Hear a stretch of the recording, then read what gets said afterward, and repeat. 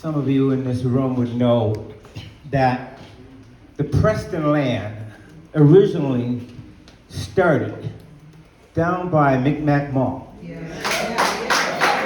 Down as far as Porter's Lake. That was Preston. And it was Preston. It wasn't Cherrybrook, Lake Loon, East Preston, and North Preston. It was Preston. And then we got divided. Because that's a means of the government to divide and conquer. Where this community now thinks that they're better than this one and this one. Then they're moving our boundaries, as my colleague was saying. You know, I remember as a kid driving up to North Preston, and I would see the North Preston sign out on Lake Major Road at least. And then they moved it back into Lake Major. And then they moved it up further. So the boundaries are always being pushed back. My ancestors came over here as slaves. They didn't choose to come to Canada. That was not like, hey, let's get all in a boat and take a ride over and see what they got going over in Canada. No, that's not how they arrived to this land. They came here as slaves. Some of them were promised lands that they did not get. Some of them were put on lands and they weren't supposed to live. They didn't think that they would strive on this land, let alone live. But they farmed. They farmed and they cared for each other. Communities then rose a child. Not just one mother and father, but the community rose a child. When there was respect in our communities. And there was respect for our elders. By the young people. Now the young people don't even respect themselves. And we're losing our younger generation to gun violence. And some of them don't have land to build on. But there is supposed to be land. Because their forefathers and their ancestors had land. And when they died, the deeds were just hanging around in limbo. Some people got deeds to their lands and others didn't. That's why this land right entitlement is so important. Because we need our lands back. Over the last 4 years, I've seen only 3 new homes go up in the community of North Preston. 3 to 4 years, 3 homes. But yet they're building them everywhere else. On top of each other, and we got land. And people are fighting for their deeds. And if I am your elected MLA, I will fight real hard.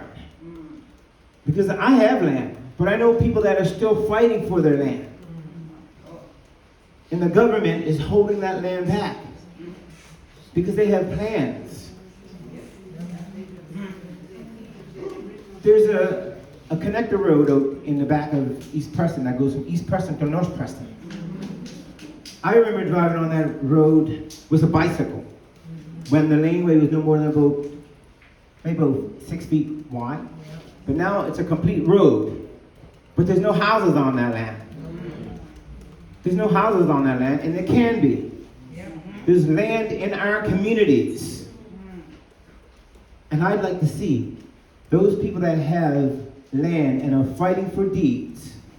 I would fight tooth and nail so that you will receive those deeds, and governments will have to back off that are taking lands from people that are being reappropriated. It's not fair. And we've been dealing with this for over 200 years, taking our lands. And it's time for change. And I want to be that change person. I want to be the change maker. If I'm elected, I will fight for you.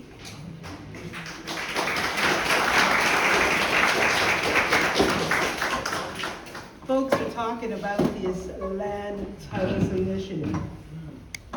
Well, I want to tell you something, that following requests from the community, the land titles initiative, the lands following requests from the community, the Land Titles Initiative was moved back to the African Nova Scotian Affairs Department after the Liberals moved it to the Office of Equity and Anti-Racism. There were a number of administrative changes made to move this process forward because the process under the Liberal government had stalled.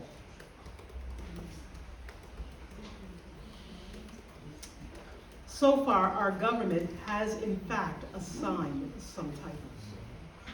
We talk about the boundaries and how the boundaries, and I agree, how the boundaries have shifted and how they've changed.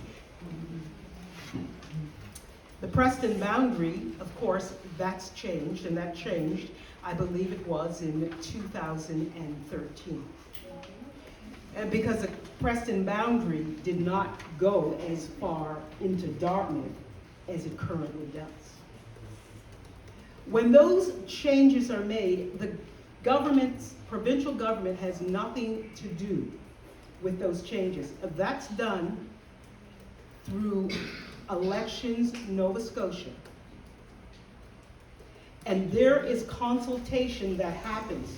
How many of you went out to the consultations to voice your concerns with regards to this?